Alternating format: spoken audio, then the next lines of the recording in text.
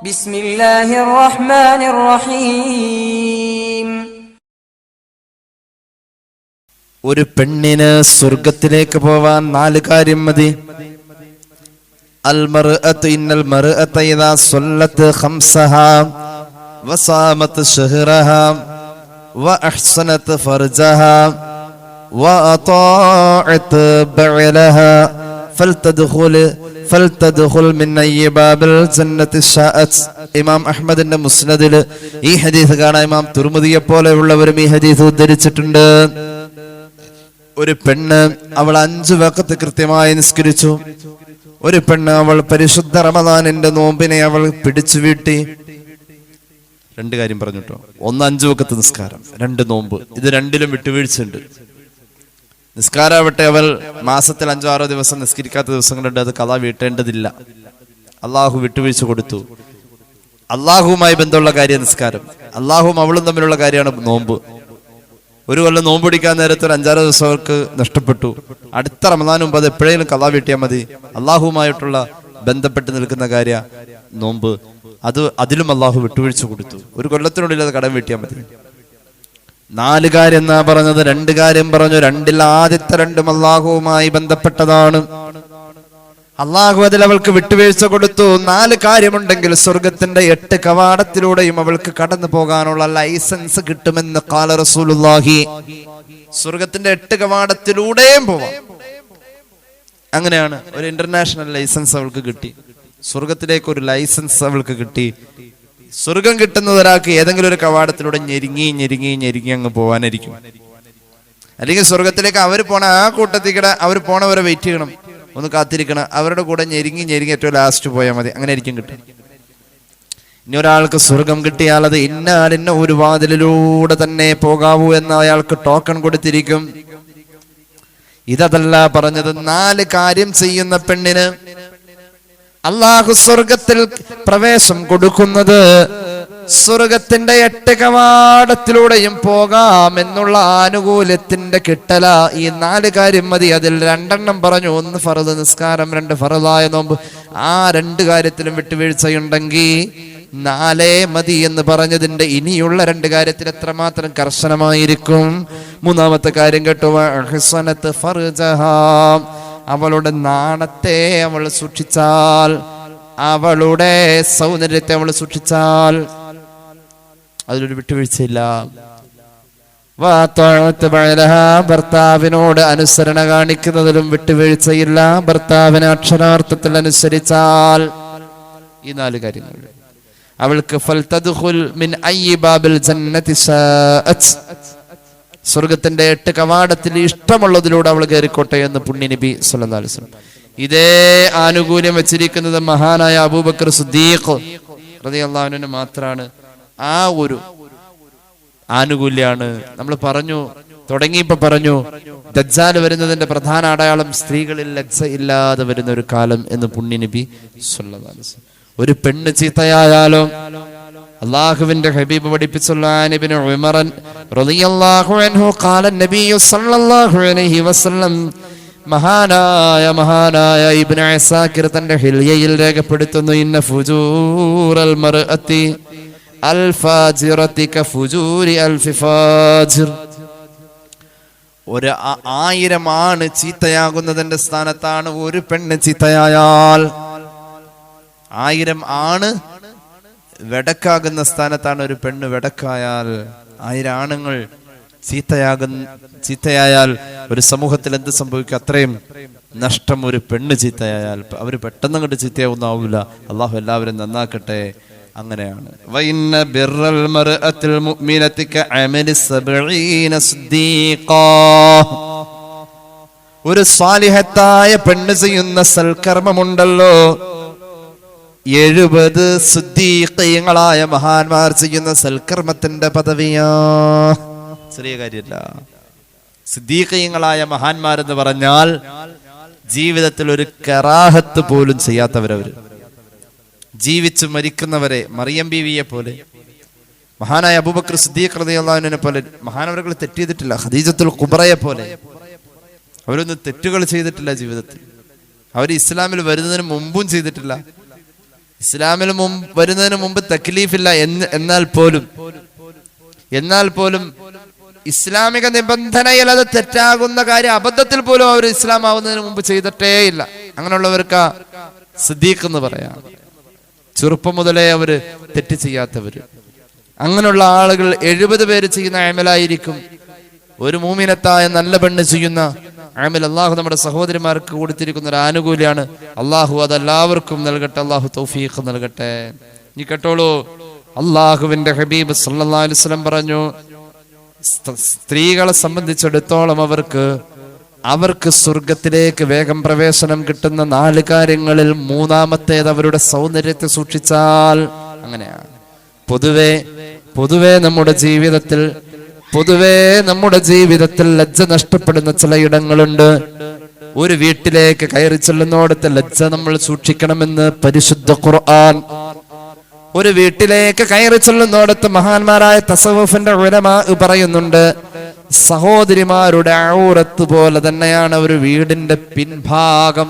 കാരണം എന്താ? അത് സ്ത്രീകൾ യഥേഷ്ടം സ്വാതന്ത്ര്യത്തോടുകൂടെ ഇടപഴകുന്ന ഭാഗമാണ്. വീടിന്റെ അടുക്കള ഭാഗം, പിന്നിലെ ഭാഗം. ആ ഭാഗത്തേക്ക് ഒരു അന്യ ആണ് കടന്നു ചെല്ലാൻ പാടില്ല. സ്ത്രീകൾ ഏറ്റവും കൂടുതൽ പെരുമാറുന്ന ഭാഗത്തേക്ക് അന്യ ആണ് കടന്നു ചെല്ലാൻ പാടില്ല. ഹനഫി മദ്ഹബിലെ ചില പണ്ഡിതന്മാർ പറയുന്നുണ്ട്, ആ ഭാഗം ഔറത്തിന്റെ പരിഗണന പോലെ ഒരു വീടിന്റെ പിന്നാമ്പുറത്തെ കാണേണ്ടി വരുന്നു. ബിസ്മില്ലാഹിർ റഹ്മാനിർ റഹീം. യാ അയ്യുഹല്ലദീന ആമനൂ ലാ തദ്ഖുലൂ ബുയൂതൻ ഗൈറ ബുയൂതികും ഹത്താ തസ്തഅനിസൂ വതുസല്ലിമൂ അലാ അഹ്ലിഹാ ذلكم خير لكم لعلكم تذكرون فإن لم تجدوا فيها أحدا فلا تدخلوها حتى يؤذن لكم وإن قيل لكم ارجعوا فارجعوا هو أزكى لكم والله بما تعملون عليم. سورة النور. അല്ലാഹു പറയുന്നു, നിങ്ങളുടെ വീടല്ലാത്ത മറ്റൊരാളുടെ വീട്ടിലേക്ക് നിങ്ങൾ ചെല്ലുമ്പോ, നിങ്ങളുടേത് അല്ലാത്ത മറ്റൊരാളുടെ വീട്. ഇപ്പൊ നമ്മൾ പറയണ എവിടെയൊക്കെ പോണേ? ഞാൻ മോളുടെ വീട്ടിൽ പോണേ. ആരുടെ വീട്ടില്? മോളുടെ വീട്ടില്. എവിടെയൊക്കെ പോണേ? ഞാൻ എന്റെ മൂത്ത മോന്റെ വീട്ടിൽ പോവാ. അപ്പൊ ആരുടെ വീട്? മൂത്ത മോന്റെ വീട്.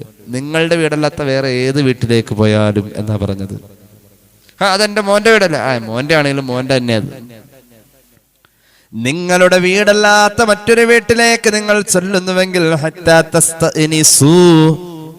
ആ വീട്ടിലേക്ക് ചെല്ലാൻ നിങ്ങൾക്ക് അനുവാദമുണ്ടെങ്കിൽ ചെല്ലാമെന്ന് പറഞ്ഞിട്ടില്ല.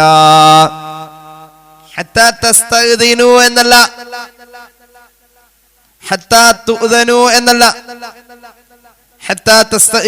നിങ്ങൾ ചെല്ലുന്നതിന്റെ പേരിൽ ആ വീട്ടുകാർക്ക് സന്തോഷം ഉണ്ടെങ്കിലേ ആ വീട്ടിലേക്ക് നിങ്ങൾ പോവാവൂ. അനുവാദമുണ്ട്, പക്ഷെ വരുന്നതിൽ സന്തോഷമില്ല. നമ്മൾ ചെല്ലുന്നതിന് അവർക്കൊരു എതിർപ്പില്ല, അനുവാദമുണ്ട്, ചെന്ന് നമ്മളോട് ഇറങ്ങി പോകാനൊന്നും പറയില്ല. പക്ഷെ ചെല്ലുന്നതിൽ സന്തോഷക്കുറവുണ്ടെങ്കിൽ ആ വീട്ടിലേക്ക് പോകാൻ പാടില്ല എന്നാ. എന്തുകൊണ്ടൊരു വീട് ഔറത്താണ്. ഇവിടെയാണ് ഒരാളുടെ മെസ്സേജ്, ഒരാളുടെ വാട്സാപ്പ് മെസ്സേജ് അയാളുടെ അനുവാദമില്ലാതെ ഓപ്പൺ ചെയ്യാൻ പറ്റൂല. അത് എങ്ങനെ ഞാൻ അതിനെ തുലനം ചെയ്തു? ഒരാളുടെ കത്ത് പൊട്ടിച്ചു വായിക്കാൻ മറ്റൊരാൾക്ക് അനുവാദമില്ല.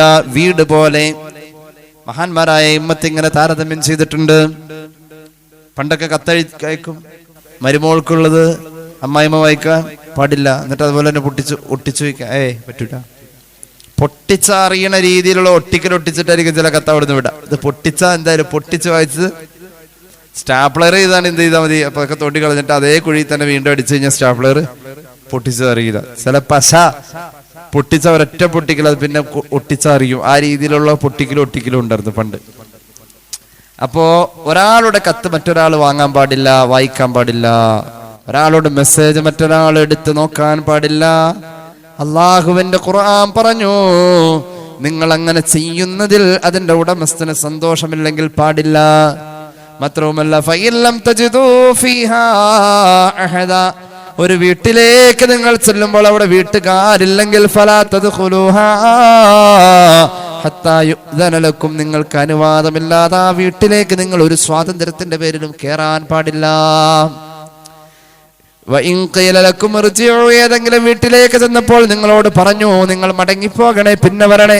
ഫർജിഉ, പിന്നെ ന്യായം പറയാൻ നിൽക്കണ്ട, മടങ്ങിപ്പോരെ. ഹുവ അസ്കാ ലക്കും, അതാണ് നല്ല സംസ്കാരം എന്ന് ഖുർആൻ. അന്യ വീട്ടിലേക്ക് കയറി ചെല്ലുമ്പോൾ അവിടെ നാണമെന്ന് പറയുന്ന ഒന്ന് നമ്മൾ പരിഗണിച്ചേ പറ്റൂ. അതുകൊണ്ടാണ് ഇങ്ങനെ ആയത്ത് നമ്മോട് പറഞ്ഞത്. എങ്കിൽ ഇനി കേട്ടോളൂ, സ്വന്തം വീട്ടിൽ തന്നെ സ്വന്തം വീടിന്റെ റൂമിലേക്ക് കടന്നു ചെല്ലാനും അനുവാദം വേണം. സ്വന്തം വീട്ടിലേക്ക് കടന്നു ചെല്ലുമ്പോൾ സ്വന്തം വീട്ടുകാരുടെ അനുവാദം നമുക്ക് വേണം, സ്വന്തം വീട്ടിലാണെങ്കിൽ പോലും. കാരണം എന്താ? അള്ളാഹുവിന്റെ ഖുർആൻ വളരെ കൃത്യമായി തന്നെ പറയുന്നു. നമ്മളൊരു വീട്ടിലേക്ക് കടന്നു ചെല്ലുമ്പോൾ, ആദ്യം പറഞ്ഞതിന്റെ ബാക്കി പറയാനുണ്ട്. ഒരു വീട്ടിലേക്ക് കടന്നു ചെല്ലുമ്പോൾ നോക്കണ്ട, അങ്ങോട്ട് നോക്കണ്ട, ഒരു വീട്ടിലേക്ക് കടന്നു ചെല്ലുമ്പോൾ നമ്മൾ ആ വീട്ടിലേക്ക് കടന്നു ചെല്ലുമ്പോൾ നമ്മൾ ആ വീട്ടുകാരന്റെ അനുവാദം സന്തോഷമൊക്കെ ഉണ്ടെങ്കിലും ചില ആളുകളുണ്ട്, എന്തേ ഫോൺ വിളിച്ചാലും അറിയും ഉണ്ട്, എന്ത് ആരാന്ന് മനസ്സിലായ, ആരാ എന്ന് ചോദിക്കും. ആരാ നിങ്ങളുടെ ആദ്യം പറയാ, അതാണ് എൻ്റെ ഒരു മര്യാദ. വല്ല ആണ്ടിലും കൊല്ലത്തിലും. ഈ അടുത്ത ദിവസം ഒരാൾ എന്നെ ഫോണിൽ വിളിച്ചു. ആ ആള് വിളിച്ചിട്ട് എനിക്ക് തോന്നുന്നു ഒരു 10 കൊല്ലം മുമ്പെങ്കിലും വിളിച്ചിട്ടുണ്ടാവും, 10 കൊല്ലെങ്കിലായിട്ടുണ്ടാവും ഏറ്റവും ചുരുങ്ങിയത് എൻ്റെ ഫോണിൽ വിളിച്ച. 10 കൊല്ലത്തിൽ കുറയൂല, അത്രത്തോളം അകലെ, അത്രയും കാലം അകലെ വിളിച്ച ഒരാള് ഈ കഴിഞ്ഞ ആഴ്ച എന്നെ വിളിച്ചിട്ട് ചോദിച്ചു, ആരാ? ഞാൻ പറഞ്ഞു, എനിക്കറിയില്ല. ആരാ? മനസ്സിലായില്ലേ? ഇല്ല. ശബ്ദം കേട്ടിട്ട് മനസ്സിലായില്ലേ? ഇല്ല. ആരാന്ന് പറ. ഞാൻ അറിഞ്ഞാലേ പറയാൻ പറയുക ആരാന്ന് വെച്ചാൽ. ആളിങ്ങനെ കിടന്ന് ഉരുണ്ട് വിളിച്ചോണ്ടിരിക്കുക. സത്യത്തിൽ ദേഷ്യം വരും. ദേഷ്യം വരാതെ മാക്സിമം ഒന്ന് പിടിച്ചൊന്ന് നോക്കി, പറയണില്ല. അവസാനം പറഞ്ഞിട്ടും എനിക്ക് മനസ്സിലാവണില്ല, പിന്നെ പറയാതെ മനസ്സിലാവും. പറഞ്ഞിട്ടും സംഗതി നമ്മുടെ നാട്ടുകാരനാണ്, പെരുമ്പാവൂരുകാരനാണ്, പക്ഷെ പറഞ്ഞിട്ടും എനിക്ക് മനസ്സിലാവണില്ല. ഈ ആരാ എന്തോ ഒരാവശ്യത്തിന് പണ്ടെങ്ങാണ്ട് വിളിച്ചതാണ്. ആ ആള് ഇപ്പൊ ഒരാവശ്യം വന്നപ്പോ 10 കൊല്ലം കഴിഞ്ഞപ്പോ, ഏതാണ്ട് 10 കൊല്ലമായിട്ടുണ്ടാവും, കാരണം ഞാൻ കണക്കൂട്ടിയിട്ട് 10 കൊല്ലെങ്കിലും ആയിട്ടുണ്ടാവും. വിളിച്ചിട്ട് ആരാന്ന് വെച്ചാൽ അങ്ങനെ അതൊരു മര്യാദയല്ല. ആരാണെന്ന് ആദ്യം അങ്ങോട്ട് പറയണം. ഹലോ, ആരാണ്? ഞാൻ ഇന്ന ആളാണ്, ഞാൻ ഇന്ന സ്ഥലത്തുനിന്ന് വിളിക്കുന്നു, എന്തെങ്കിലും അസൗകര്യം ഇപ്പോൾ ഉണ്ടോ? എനിക്ക് ഒരു കാര്യം സംസാരിക്കാനാണ്, ഞാൻ ചെറിയൊരു അസൗകര്യത്തിലാണെന്ന് പറയാൻ ഈ ഫോൺ ഇപ്പുറത്തെടുത്തിരിക്കുന്ന ആൾക്ക് ഒരു മടിയുണ്ടാവും ചിലപ്പോൾ. അതിനു വേണ്ടിയിട്ട് അതിന് തന്നെ എന്ത് ചെയ്ത് വേണം, എന്തെങ്കിലും അസൗകര്യത്തിലാണോ ഞാനൊരു കാര്യം, നമ്മുടെ SMK തങ്ങൾ അങ്ങനെ സംസാരിക്കാം ഫോൺ വിളിച്ചു കഴിഞ്ഞാൽ.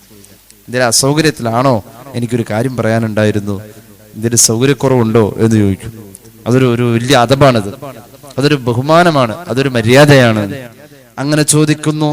എന്ന പോലെ ഒരു വീട്ടിലേക്ക് കടന്നു ചെല്ലുമ്പോൾ ആരാ? ഞാനാണ്. ആര്? ഞാനോ? അങ്ങനെ ഒരു പ്രയോഗമുണ്ടോ? സ്വഹീഹുൽ ബുഖാരി, സ്വഹീഹ് മുസ്ലിം ഒരു ഹദീസ് പറയുന്നുണ്ട്.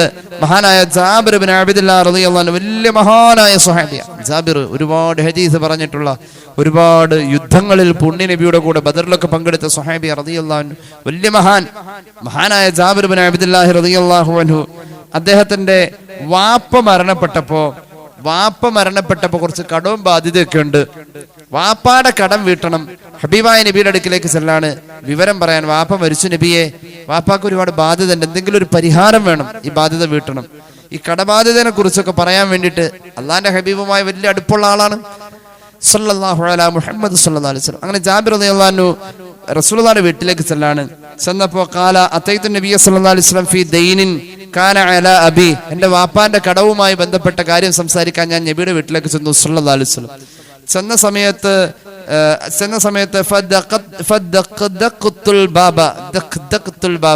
ഞാൻ വാതിലിൽ തട്ടി. ആ സമയത്ത് ആരാണെന്ന് നബി തങ്ങൾ വീടിന്റെ അകത്ത് നിന്ന് ചോദിച്ചു. അപ്പൊ ഞാൻ പറഞ്ഞു ഫഖുൽതു അന. അനയുടെ അർത്ഥം എന്താ? ഞാനാണ് നബിയെ. നബി തങ്ങൾ ചോദിച്ചു ആരാണ് പുറത്ത്? ഞാനാണ് നബിയെ. അപ്പൊ നബി തങ്ങൾ പറഞ്ഞു ഫഖാല അന ഞാൻ. ആരാണ് ഞാൻ? കഅന്നഹു കരിഹഹാ, ഞാൻ എന്ന് വാതിൽക്കൽ നിന്നുകൊണ്ട് സംബോധന ചെയ്ത് പരിചയപ്പെടുത്തിയത് റസൂലുള്ളാഹിക്ക് ഇഷ്ടപ്പെട്ടില്ല എന്ന് മഹാനായ ജാബിർ റളിയല്ലാഹു അൻഹു മഹാനവറുകളോട് അള്ളാഹുവിന്റെ ഹബീബ് ആ കാര്യത്തിൽ ഇഷ്ടം കാണിച്ചില്ല എന്ന് മഹാനവറുകൾ പറയാം. സ്വഹീഹുൽ ബുഖാരി സ്വഹീഹ് മുസ്ലിം. ആര്? ഞാനാണ്. അങ്ങനെ പറയാൻ പാടില്ല. ഞാനാണത് ഇപ്പൊ അങ്ങോട്ട് ഒന്നും പറയാൻ പറ്റില്ല. ആദ്യം പേര് പറയണം, പിന്നെ പേര് പറഞ്ഞിട്ട് മനസ്സിലായില്ലേ വീട്ടുപേര് പറയണം, എന്നിട്ട് മനസ്സിലായില്ലേ ഇന്നാലിന്റെ വീട്ടുപേരിലുള്ള ഇന്നാളുടെ മകനാണെന്ന് പറയണം, എന്നിട്ട് മനസ്സിലായില്ലെങ്കിൽ നാട്ടുകാർ വിളിക്കുന്ന ഇരട്ടപ്പേരുണ്ടല്ലോ അത് പറഞ്ഞേ പറ്റൂ. ആ രീതിയിൽ അങ്ങനെയാണ്. ഇനി കേട്ടോളൂ, വീട്ടിലാണെങ്കിൽ പോലും ലജ്ജയുണ്ട്. നമുക്ക് നമ്മുടെ സ്വന്തം വീട്ടിൽ പോലും മറയ്ക്കൽ നിർബന്ധമായ ചില കാര്യങ്ങളുണ്ട്, ചില സന്ദർഭങ്ങളുണ്ട്. അവനവൻ തന്നെ അവനവന്റെ വീട്ടിലേക്ക് കടന്നു ചെല്ലുന്നതിൽ പോലും നിയന്ത്രണമുണ്ടെന്ന് ഖുർആൻ. യാ അയ്യുഹല്ലദീന ആമനൂ ലിയസ്തദിൻകുമുല്ലദീന മലകത് അയ്മാനുകും വല്ലദീന ലം യബ്ലുഗുൽ ഹുൽമ മിൻകും സലാസ മറാത്ത് മിൻ ഖബ്ലി സ്വലാത്തിൽ ഫജ്ർ വഹീന തളഊന സിയാബകും മിനൽ ദഹീറ വമിൻ ബഅദി സ്വലാത്തിൽ ഇശാ സലാസ ഉറാത്ത്. അള്ളാഹുവിന്റെ ഖുർആൻ പറയുന്നു, നിങ്ങളുടെ കൂട്ടത്തിലെ ചെറിയ മക്കളാണേൽ പോലും വാപ്പയും ഉമ്മയും ഉറങ്ങുന്ന റൂമിലേക്ക് കടന്നു വരാൻ. ചെറിയ മക്കളോട് പോലും ഇത് പറഞ്ഞെങ്കിൽ വലിയ ആളുകളോട് ഇനി പറയേണ്ടതില്ല. ലിയസ്തഅ്ദിൻകുമുല്ലദീന മലകത് അയ്മാനുകും വല്ലദീന ലം യബ്ലുഗുൽ ഹുൽമ മിൻകും സലാസ മറാത്ത്. 3 സന്ദർഭങ്ങളിൽ അനുവാദം ചോദിച്ചിട്ടേ റൂമിലേക്ക് കടന്നു വരാവൂ. മോൻ കിടന്നുറങ്ങുന്ന റൂമിലേക്ക്, മകന്റെ റൂമിലേക്ക് ഉമ്മ വരാനൊന്ന് വാതിലിൽ തട്ടണം, മോനേന്ന് വിളിക്കണം. ഉമ്മ കടന്നു വരാൻ പറ്റോ? പോരെ ഉമ്മ. മകളുടെ റൂമിലേക്ക് ഉപ്പ കടന്നു ചെല്ലാൻ. മക്കള് വലുതായി, ചെറിയ കുട്ടികളാണെങ്കിൽ പോലും അനുവാദം ചോദിക്കണമെന്നാ പഠിപ്പിച്ചിരിക്കുന്നത്. ചെറിയ മക്കളോട് പോലും അനുവാദം ചോദിച്ചിട്ട് വരാവൂ എന്ന് പഠിപ്പിച്ചു വെക്കണം 3 സന്ദർഭങ്ങളിൽ. ഒന്നാമത്തേത് മിൻ ഖബ്ലി സ്വലാത്തിൽ ഫജ്രി, സുബഹിക്ക് മുമ്പാണ് ബെഡ്റൂമിലേക്ക് മറ്റൊരാൾ കടന്നു വരേണ്ടത് എങ്കിൽ അനുവാദം ചോദിച്ചേ പറ്റൂ. സുബഹിക്ക് മുമ്പ് പറയാലോ സമയം. സുബഹിക്ക് മുമ്പ് 4 മണിക്ക് എഴുന്നേറ്റ് പഠിക്കാൻ എണീക്കുന്ന മക്കളുണ്ടാവും. വാപ്പാടെയും ഉമ്മാടെയും റൂമിലേക്ക് മക്കൾ കടന്നു വരാതെ അവർ അനുവാദം ചോദിക്കാൻ വാതിൽ ലോക്കിടേണ്ടവരും ചിലപ്പോ. മക്കളോടത് പറയണം. അന്നെങ്കിൽ മുട്ടിയിട്ട് വരണം. മുട്ടിയിട്ട് വരാത്ത മക്കളാണ് എന്ത് ചെയ്യണം? ലോക്കിട്ട് എന്തായാലും ഉറപ്പായിട്ടും പിള്ളേര് മുട്ടും. അപ്പോൾ വാതിൽ ലോക്കിടണം, അല്ലെങ്കിൽ മുട്ടി വരാൻ, വാതിലിൽ തട്ടി വരാൻ അനുവാദം ചോദിച്ചു വരാൻ അവരെ പരിശീലിപ്പിക്കണം. ഒന്നാമത്തെ സമയം സുബഹിയുടെ മുമ്പ്. രണ്ടാമത്തെ സമയം വഹീന തളഊന സിയാബകും മിനൽ ദഹീറ, ഉച്ചനേരത്ത് നിങ്ങൾ ചൂടെടുക്കുമ്പോൾ വസ്ത്രങ്ങൾ ഒരുപക്ഷെ കുറവായിരിക്കും ധരിക്കുക. ആ നേരത്തും ബെഡ്റൂമിലേക്ക് കടന്നു വരാൻ വീട്ടിലുള്ളവർ തന്നെ അനുവാദം ചോദിച്ചേ പറ്റൂ. സ്വന്തം വീട്ടിലെ കാര്യമാണ് പറഞ്ഞത്. മൂന്നാമത്തെ അഷ കഴിഞ്ഞ ഇഷ, അഷ അത്താഴം ഭക്ഷണം, അത് കഴിഞ്ഞ ഇഷ, അതായത് ഇഷാന്റെ മുമ്പാണ് അത്താഴമുള്ളത്. അഷ കഴിഞ്ഞിട്ടാണ് ഇഷ ഉള്ളത്. അപ്പൊ ഭക്ഷണവും കഴിഞ്ഞ് ഇഷാ നിസ്കാരവും കഴിഞ്ഞ് കിടക്കാൻ നേരം അങ്ങനെ ഒരു സമയമുണ്ട്. ആ സമയത്ത് ബെഡ്റൂമിൽ അഭയം പ്രാപിച്ചാൽ ആ ബെഡ്റൂമിലേക്ക് ഇനി മറ്റൊരാൾ കടന്നു വരാൻ അനുവാദം ചോദിച്ചേ പറ്റൂ എന്ന് ഖുർആൻ അത്രത്തോളം നമ്മെ ഇത് പഠിപ്പിച്ചിട്ടുണ്ട്. ഒരു മനുഷ്യന്, സ്ത്രീകൾക്ക് പ്രത്യേകിച്ച് ലജ്ജ നഷ്ടപ്പെട്ട ഈ കാലഘട്ടത്തിൽ അവരെ സംബന്ധിച്ച് സൗന്ദര്യ പ്രദർശനത്തിന്റെ ഭാഗമാണ്. എന്താണ് ബ്യൂട്ടി പറയാൻ വേണ്ടി എത്ര യൂട്യൂബ് ചാനലാ. ബ്യൂട്ടി സൗന്ദര്യം പഠിപ്പിക്കാൻ. ഇങ്ങനെ ചെയ്താൽ മുഖം നല്ലോണം വെളുക്കും, ഇങ്ങനെ ചെയ്താൽ അങ്ങനെയാവും ഇങ്ങനെയാവും എന്നൊക്കെ പറയാൻ എത്രയെത്ര ഉൽപ്പന്നങ്ങളെ പരിചയപ്പെടുത്താൻ സ്ത്രീകൾ തന്നെ, മുസ്ലിം സമുദായത്തിലെ സ്ത്രീകൾ തന്നെ അതിനൊരുപാട് സജീവമായിരിക്കുന്ന കാലഘട്ടത്തിലാണ് ഇത് പറയുന്നത്. ഞാൻ പറയട്ടെ, ഒരു പെണ്ണ് ജിഹാദ് ചെയ്ത കൂലി കിട്ടുന്നത് എപ്പോഴാണെന്നറിയോ? ജിഹാദുൽ മർഅത്തി ഹുസ്നു തബഉൽ, ഭർത്താവിന്റെ മുന്നിൽ അവൾ അവളുടെ സൗന്ദര്യം പ്രകടിപ്പിക്കാൻ വേണ്ടി കാണിക്കുന്ന ചമഞ്ഞൊരുങ്ങലുകൾക്ക് ജിഹാദിന്റെ കൂലിയുണ്ടെന്ന് സയ്യിദുനാ റസൂലുള്ളാഹി മഹാനായ ഇമാം ഇസ്മായിൽ അൽ ഹഖൽ ബറൂസവി റൂഹുൽ ബയാനിൽ ഈ സംഭവം രേഖപ്പെടുത്തുന്നതായി കാണാം. അപ്പൊ ലജ്ജയെ അള്ളാഹുവിന്റെ ദീന അങ്ങനെയാ പരിചയപ്പെടുത്തിയത്. ഈമാനിനോട് ചേർന്ന് നിൽക്കുന്ന സ്വർഗത്തിലേക്ക് കൊണ്ടുപോകുന്ന കാര്യമാണ് ലജ്ജ എന്ന് പുണ്യനബി സല്ലല്ലാഹു അലൈഹി മുഹമ്മദ് സല്ലല്ലാഹു അലൈഹി വസല്ലം 2 കാര്യങ്ങളെ പറഞ്ഞിട്ടത് പറഞ്ഞു. രണ്ടും ഈമാനിനോട് ചേർന്ന് നിൽക്കുന്ന കാര്യങ്ങളാണ്. 2 കാര്യങ്ങൾ ഞാൻ വേഗം അവസാനിപ്പിക്കാം. രണ്ട് കാര്യങ്ങൾ ഈമാനിനോട് ചേർന്ന് നിൽക്കുന്ന കാര്യങ്ങളാണ്. പുണ്യനബി പഠിപ്പിച്ച ഇമാം തുർമുദിയുടെ ജാമിഉലുണ്ട് ഹദീസ് അന്നബി ഉമാമ റളിയല്ലാഹു അൻഹു ഖാല നബി സല്ലല്ലാഹു അലൈഹി വസല്ലം അൽ ഹയാഉ വൽ അയ്യു ശുഅബതാനി മിനൽ ഈമാൻ. മിതമായി വർത്തമാനം പറയലും ലജ്ജയോടുകൂടിയ പ്രകടനങ്ങളും വർത്തമാനങ്ങളും ലജ്ജയും മിതമായ സംസാരവും ഈ രണ്ട് കാര്യം ഈമാനിന്റെ രണ്ട് ശിഖരമാണെന്ന് സയ്യിദുനാ റസൂലുള്ളാഹി. ലജ്ജയില്ലാത്ത അവസ്ഥയും നിയന്ത്രണമില്ലാത്ത വർത്തമാനങ്ങളും അത് ഒരു മനുഷ്യനിൽ മുനാഫിഖിന്റെ സ്വഭാവം ഉണ്ടാക്കുമെന്ന് ഖാല റസൂലുള്ളാഹി.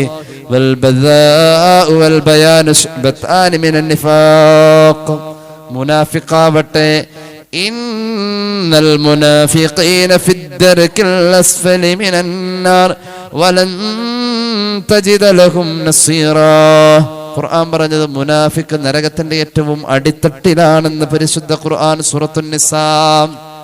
അപ്പൊ സംസാരത്തിന്റെ സൂക്ഷ്മതയില്ലാത്ത അവസ്ഥയും നിയന്ത്രണമില്ലാതെ ഇങ്ങനെ ബളബളാന്ന് പറഞ്ഞുകൊണ്ടിരിക്കുക, ലജ്ജയില്ലാത്ത സ്വഭാവവും അങ്ങനെ ഇരിക്കുന്ന സന്ദർഭമാണ്, അങ്ങനെയുള്ള സ്വഭാവമാണ് നമുക്കെങ്കിൽ അത് മുനാഫിഖിന്റെ അടയാളമാണ്. സംസാരത്തിന്റെ സൂക്ഷ്മതയും ലജ്ജയും ഉണ്ടെങ്കിൽ അത് ഈമാന്റെ ശിഖരമാണെന്ന് സയ്യിദുനാ റസൂലുള്ളാഹി. ഒരു ഹദീസ് കേട്ടോളൂ, മറഞ്ഞു കുളിക്കണമെന്നാണ്. കുളിക്കുന്നത് പബ്ലിക്കിൽ പാടില്ല. പബ്ലിക്കായിട്ടുള്ള കുളികള് ചില ടൂറൊക്കെ പോകുമ്പോ ചില റിസോർട്ടുകളിൽ പബ്ലിക്കായിട്ടുള്ള സ്വിമ്മിംഗ് പൂൾ ഉണ്ടാവും. എല്ലാരും അതിലാ, പരിചയമുള്ളവരും ഇല്ലാത്തവരും. ബീച്ചുകള് കുളിക്കാൻ മനുഷ്യൻ നിർലജ്ജം പബ്ലിക്കായി നിന്ന് കുളിക്കുന്ന ഒരു കാലഘട്ടത്തിലാണ് നമ്മൾ ജീവിക്കുന്നത്. അബൂദാവൂദ് ഇമാമിന്റെ സുനനിൽ ഒരു ഹദീസ് തന്നെ ഖാല അന്ന റസൂലുള്ളാഹി സ്വല്ലല്ലാഹു അലൈഹി വസല്ലം റഅ റജുലൻ യഗ്തസിലു ബിൽ ബറാസി ബിലാ ഇസാർ. അര ഉടുപ്പ് ധരിക്കാതെ, തോർത്തുടുക്കാതെ. തോർത്താകുമ്പോ വലിയ തോർത്തുണ്ടല്ലോ, ചുട്ടിത്തോർത്തെന്ന് പറയും. മുട്ടിന്റെയും പൊക്കളിന്റെയും ഇടയിൽ മറഞ്ഞു തന്നെ ആണുങ്ങൾ ഉടുപ്പ് ഇട്ട് തന്നെ കുളിക്കണം എന്നുള്ളതാണ്. അര ഉടുപ്പ് ധരിക്കാതെ കുളിക്കുന്ന ഒരാളെ റസൂലുള്ളാഹി കണ്ടു. ആ സമയം അവിടുന്ന് ദേഷ്യം പിടിച്ചു. ഫസഇദൽ മിംബറ, മദീനത്തെ പള്ളിയുടെ മിംബറിന്റെ മുകളിൽ കയറിയിട്ട് ഒരു പ്രഭാഷണം നടത്തി. ഫഹമിദല്ലാഹ വസനാ അലൈഹി, ആധികാരിക പ്രഖ്യാപനം വരാൻ തുടങ്ങി. സുമ്മ ഖാല സല്ലല്ലാഹു അലാ മുഹമ്മദ്, അള്ളാന്റെ ഹബീബ് പിന്നെ പറയാൻ തുടങ്ങി. ആ പ്രഭാഷണത്തിൽ അല്ലെങ്കിൽ ആ ഉദ്ബോധനത്തിൽ പറയാൻ തുടങ്ങി, ഇന്നല്ലാഹ അസ്സ വജല്ല ഹയ്യിയുൻ സതീർ യുഹിബ്ബുൽ ഹയാഅ വസ്സിത്റാ. അല്ലാഹു ലജ്ജയുള്ളവനാ, അല്ലാഹു മറച്ച് നടക്കുന്നത് ഇഷ്ടപ്പെടുന്നവനാ. അതുകൊണ്ട് നിങ്ങൾ മറച്ച് തന്നെ നടക്കണേ, ലജ്ജയെ നിങ്ങൾ സൂക്ഷിക്കണേ. കുളിക്കാൻ പോകുന്നവൻ ഉടുപ്പിട്ട് തന്നെ കുളിക്കണമെന്ന് ഖാല റസൂലുള്ളാഹി. അത് കുളിമുറിയുടെ അകത്താണേൽ പോലും അങ്ങനെയാണ്. അത് ഒഴിവാക്കൽ കറാഹത്താണ്.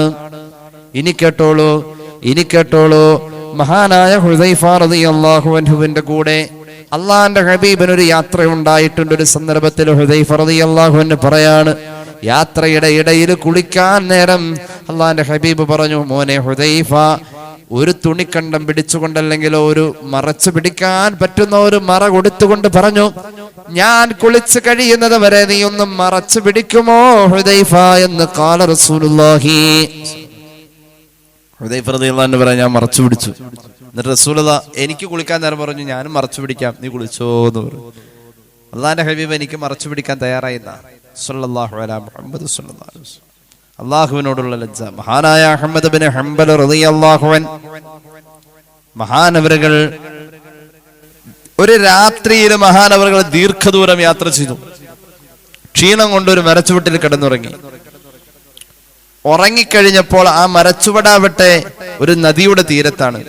നദിയുടെ തീരത്തുള്ള ഒരു മരച്ചുവട്ടിൽ കിടന്നുറങ്ങി. ഉറക്കത്തിൽ മഹാനവറുകൾക്ക് വലിയ അശുദ്ധി ഉണ്ടായി, സ്വപ്നസ്ഖലനമുണ്ടായി. മഹാനവറുകൾ അങ്ങനെ തന്നെ ആ നദിയിലേക്ക് ഇറങ്ങി. ആ ഇട്ടിരിക്കുന്ന അതേ വസ്ത്രം, തലപ്പാവ് പോലും അഴിക്കാതെ അവിടെ നിന്ന് മഹാനവറുകൾ ആ രാത്രിയിൽ കുളിച്ചു. കുളി കഴിഞ്ഞിട്ട് മഹാനവറുകൾ ആ ശരീരത്തിലെ വെള്ളം ഇറ്റ് വീണ് അത് ഉണങ്ങുന്നത് വരെ കാത്തിരുന്നു. അത് കഴിഞ്ഞ് മഹാനവറുകൾ വീണ്ടും ആ മരച്ചുവട്ടിൽ കിടന്നു. ആ മരച്ചുവട്ടിൽ കിടന്നപ്പോൾ പിന്നെ ഒരൽപ്പം ഉറങ്ങിപ്പോയി. ആ ഉറക്കത്തിൽ ഹബീബായ നബി കരീം സല്ലല്ലാഹു അലൈഹി വസല്ലം തങ്ങളെ സ്വപ്നം കണ്ടു. അള്ളാഹുവിന്റെ ഹബീബ് സല്ലല്ലാഹു അലൈഹി വസല്ലം തങ്ങൾ മഹാനായ അഹ്മദ് ബിൻ ഹംബൽ റളിയല്ലാഹു അൻഹു എന്ന വിദ്യാർത്ഥി ജീവിതം നയിക്കുന്ന ആ ചെറുപ്പക്കാരന്റെ സ്വപ്നത്തിൽ വന്നിട്ട് പറഞ്ഞു, എന്റെ സുന്നത്തിനെ സൂക്ഷിച്ചല്ലോ, കുളിക്കുമ്പോൾ ഔറത്ത് മറച്ച് കുളിക്കുക എന്ന സുന്നത്തിനെ നീ സൂക്ഷിച്ചതിന്റെ പേരിൽ എന്റെ ദീനിന്റെ 4 ഭാഗത്തെ ഞാൻ നിന്നെ ഏൽപ്പിച്ചു എന്ന് 4 മദ്ഹബിന്റെ ഇമാമായ അഹ്മദ് ബിൻ ഹംബലിനോട് സ്വപ്നത്തിൽ ഹബീബായ നബി കരീം സല്ലല്ലാഹു അലൈഹി വസല്ലം പറഞ്ഞതായി ചരിത്രത്തിൽ കാണാം. ആ നദി ടൈഗ്രീസ് നദിയാണ്. മഹാനവറുകൾ കുളിച്ച ആ നദി ടൈഗ്രീസ് നദിയാണ്. അള്ളാഹുവിനോടുള്ള ലജ്ജ നമുക്ക് ഉണ്ടായേ പറ്റൂ. ഒരു ഹദീസ് പറയാം. സിറാജുൽ മുനീർ പോലെയുള്ള ഗ്രന്ഥങ്ങളിൽ കാണുന്ന വളരെ പ്രശസ്തമായ ഒരു ഹദീസിൽ കാണാം, രാത്രി കാലങ്ങളിൽ നഗ്നരായി കുളിക്കുന്ന ആളുകൾക്ക് ഭ്രാന്തി എന്ന് പറയുന്ന രോഗം വരാം, മാനസിക രോഗങ്ങൾ ഉണ്ടാവാം. രാത്രിയിൽ ഇരുട്ടിന്റെ സമയങ്ങളിൽ നഗ്നരായി കുളിക്കുന്ന ആളുകൾക്ക്, രാത്രികാലങ്ങളിൽ നഗ്നരായി കുളിക്കുന്നവർക്ക്, അത് കുളിമുറിയിലാവട്ടെ എവിടെയാവട്ടെ, രാത്രിയിൽ നഗ്നരായി കുളിക്കുന്നവർക്ക് ഭ്രാന്ത് വന്നേക്കാമെന്ന് ചില ഹദീസുകളിലുള്ളതായി മഹാന്മാർ പഠിപ്പിക്കുന്നുണ്ട്. അള്ളാഹു കാത്തുരക്ഷിക്കട്ടെ. അപ്പൊ അത്രത്തോളം ജീവിതത്തിൽ വലിയ പ്രാധാന്യമുള്ള ഒരു കാര്യമാണ് അള്ളാഹുവിനോടുള്ള ലജ്ജ എന്നതാണ് അതിനർത്ഥം. വൃദ്ധന്മാർക്ക് ലജ്ജ നഷ്ടപ്പെടുന്ന ഒരു കാലം ഖിയാമത്തിന്റെ അടയാളമാണെന്ന് പുണ്യനബി സല്ലല്ലാഹു അലൈഹി മുഹമ്മദ് സല്ലല്ലാഹു അലൈഹി വസല്ലം. വൃദ്ധന്മാർക്ക് ലജ്ജ നഷ്ടപ്പെടുന്ന ഒരു കാലം. ബർമുഡയൊക്കെ ധാരാളം ഇപ്പൊ വിപണിയിൽ കിട്ടും. 50 രൂപ കൊടുത്ത് കഴിഞ്ഞാൽ വലിയ ബർമുഡകൾ കിട്ടും. ചില പിള്ളേര് ഈ വൈകുന്നേര സമയങ്ങളിലൊക്കെ പള്ളിയുടെ ഇപ്പൊ അങ്ങനെ കാണല് കുറവാണ്. ഞാൻ ചോദിക്കും, നിനക്ക് എത്ര വിസയിലാന്ന് ചോദിക്കും. അത് ഏത് ജാതിപ്പെട്ടതാണെങ്കിലും ചോദിക്കും. പൊന്നു മോനെ, അതൊരു സഹോദര സമുദായത്തിലെ കുട്ടിയാണ്. ഈ പറയും, ഇതൊരു പള്ളിയാ, ഇതൊരു വലിയ പഴക്കമുള്ള എല്ലാവരും ആദരിക്കുന്ന ഒരു മസ്ജിദാണ്, ഇതിന്റെ മുന്നിലേക്ക് വരുമ്പോൾ ഈ ബർമുഡ ഇട്ട് വരാൻ പാടില്ല കേട്ടോ, ഈശ്വരന്റെ കോപം ഉണ്ടാവൂട്ടോ എന്നൊക്കെ മറ്റുള്ള സമുദായത്തിലെ കുട്ടികളോട് പറയും. അങ്ങനെ ഉള്ള കുട്ടികളോട് ഒരു പ്രാവശ്യം പറഞ്ഞാൽ മതി കേട്ടോ. പിന്നെ അവനോ അവനെപ്പോലുള്ള ഒരാളോ അതുപോലെ വരില്ല. നമ്മുടെ കുട്ടികളോടോ പറഞ്ഞു കഴിഞ്ഞാൽ അവനൊരു നാണവും ഒരു ചിരിയും. അവൻ ആ സൈക്കിളെടുത്ത് അതിലൂടെ പോയിട്ട് ഞാൻ പോയി കഴിയുമ്പോൾ പിന്നെ ഇപ്പുറത്തൂടെ വരും. അവൻ പിറ്റേന്നും വരും, ഇന്ന് ചുവന്ന ട്രൗസർ ഇട്ടാവുന്നെങ്കിൽ നാളെ അവൻ നീല ഇട്ടിട്ട് വരും, വെള്ള ഇട്ടിട്ട് വരും. അവനോട് പറഞ്ഞിട്ട് കാര്യമില്ല. കാരണം അവന്റെ സംസ്കാരം വളരെ നാശമായിക്കൊണ്ടിരിക്കുക. എന്നാൽ സഹോദര സമുദായത്തിലെ മക്കൾ, ഇവിടെ ഒരുപാട് ജാതിക്കാർ, എല്ലാ ജാതി മനുഷ്യന്മാർ വരുന്നൊരു സ്ഥലമാണല്ലോ അത്. അവരോട് പറഞ്ഞാൽ അവർ വളരെ ക്ലിയർ ആയിട്ട് അതനുസരിക്കും. ഒരു പ്രാവശ്യം പറഞ്ഞാൽ മതി, ഒരു 10 പേരെങ്കിലും ആ ഉപദേശം സ്വീകരിക്കും. ഒരാളോട് പറഞ്ഞാൽ. നമ്മുടെ സമുദായത്തിൽപ്പെട്ട ആളുകളോട് പറഞ്ഞിട്ട് കാര്യമില്ല. അത്രത്തോളം ഒരു ബോധമില്ലാതെ മനുഷ്യന്മാർ ഈ പെരക്കകത്താണെങ്കിലും, പ്രായപൂർത്തിയായ മോനും മോളും ഒക്കെ ഉള്ള വീട്ടിലാണെങ്കിലും, ചെറിയ മക്കളുള്ള വീട്ടിലാണെങ്കിലും, മനുഷ്യന്മാരിപ്പോൾ ഒരു സംസ്കാരം കൊണ്ടുവന്നിട്ടുണ്ട്. പെരക്കകത്ത് ബർമുഡ ഇട്ട് നടക്കുക. ആ പരിപാടി കൊണ്ടുവരിക. അള്ളാഹുവിന്റെ ഹബീബ് സല്ലല്ലാഹു അലൈഹി വസല്ലം തങ്ങളുടെ ഒരു ഹദീസ് കാണാം. മഹാനായ സൽമാനുൽ ഫാരിസ് റളിയല്ലാഹു അൻഹു പറയുന്നുണ്ട്, ലഅൻ അമൂത സുമ്മ അഹ്യ സുമ്മ അമൂത സുമ്മ അഹ്യ. 3 വട്ടം ഞാൻ ജീവിച്ചു മരിക്കുന്ന ആ സമയത്ത് ഞാൻ 3 വട്ടം മരിക്കാൻ വേണ്ടി അനുഭവിക്കുന്ന വേദനയും ജീവിച്ചു തീർക്കാൻ വേണ്ടി ഞാൻ അനുഭവിക്കുന്ന ത്യാഗങ്ങളും, അതിനേക്കാൾ എനിക്ക് ഇഷ്ടം എന്റെ ഔറത്ത്, എന്റെ കാൽമുട്ടിന്റെ മുകളിലെ ഭാഗം ഒരാൾ കാണാതെ ഞാൻ എന്റെ വസ്ത്രം ഉടുക്കുന്നതിനെയാണെന്ന് മഹാനായ സ്വഹാബി, മഹാനായ സൽമാനുൽ ഫാരിസി റളിയല്ലാഹു അൻഹു പറയുന്നതായി മഹാന്മാർ രേഖപ്പെടുത്തുന്നതായി കാണാം. അത്രത്തോളം നമ്മുടെ ജീവിതത്തിൽ ഈ പറയപ്പെട്ട കാര്യങ്ങളിലൊക്കെ ഒരു ബോധം ഉണ്ടാവണം. അല്ലാഹു തആല നമുക്ക് തൗഫീഖ് നൽകി അനുഗ്രഹിക്കട്ടെ. ജീവിതത്തിൽ നമുക്ക് പാലിക്കാൻ അല്ലാഹു നമുക്ക് എല്ലാവർക്കും ഭാഗ്യം നൽകട്ടെ. ബിഫദ്ലി സല്ലല്ലാഹു അലാ മുഹമ്മദ് സല്ലല്ലാഹു അലൈഹി വസല്ലം സല്ലല്ലാഹു അലാ മുഹമ്മദ് സല്ലല്ലാഹു അലൈഹി വസല്ലമ അല്ലാഹുമ്മ സല്ലി അലാ മുഹമ്മദ് യാ റബ്ബി സല്ലി അലൈഹി വസല്ലം. അൽഹംദുലില്ലാഹി റബ്ബിൽ ആലമീൻ. അല്ലാഹുമ്മ സല്ലി അലാ സയ്യിദിനാ മുഹമ്മദിൻ വഅലാ ആലി സയ്യിദിനാ വമൗലാനാ മുഹമ്മദ്. അല്ലാഹുവേ, നീ കബൂലാക്ക് തമ്പുരാനെ. പാപങ്ങൾ പൊറുക്കണേ അല്ലാഹ്, രോഗങ്ങൾ ശിഫയാക്കുക അല്ലാഹ്. ഒരുപാട് പേര് ദുആ വസിയത്ത് ഏൽപ്പിച്ചിട്ടുണ്ട്, അവരുടെ ആവശ്യങ്ങൾ നിറവേറ്റണേ അല്ലാഹ്. ആശുപത്രികളിൽ കഴിയുന്ന ഒരുപാട് പേർക്ക് വേണ്ടി ദുആ ചെയ്യാൻ പറഞ്ഞിട്ടുണ്ട്. അല്ലാഹുവേ, പരിപൂർണമായ ശിഫാ നൽകണേ അല്ലാഹ്. ശാരീരിക അസ്വസ്ഥതകൾ, പ്രയാസമുള്ളവർക്ക് വേണ്ടി ദുആ ചെയ്യാൻ പറഞ്ഞിട്ടുണ്ട്. ശിഫാ നൽകണേ അല്ലാഹ്. അള്ളാഹുവേ ലിസി ഹോസ്പിറ്റലിൽ വെന്റിലേറ്ററിൽ കഴിയുന്ന ഒരു ഉമ്മാക്ക് വേണ്ടി ദുആ ചെയ്യാൻ പറഞ്ഞു. ശിഫാ നൽകണേ അല്ലാ.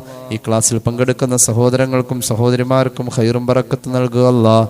ആഫിയത്തും ദീർഘായുസ്സും നൽകണേ അല്ലാ. ഇവിടെ കൂടിയിരുന്ന ആമീൻ പറയുന്നവരുടെ ഹലാലായ മുറാദ് ഹാസിലാക്കണേ അല്ലാ. എക്സാമുകൾ അഭിമുഖീകരിക്കുന്ന ഞങ്ങളുടെ മക്കൾക്ക് പരിപൂർണ വിജയം നൽകണേ അല്ലാ. ഞങ്ങളുടെ പ്രവാസി സഹോദരങ്ങൾ, മക്കൾ, സുഹൃത്തുക്കൾ എല്ലാവർക്കും ഖൈറും ബറക്കത്തും നൽകുക അല്ലാ.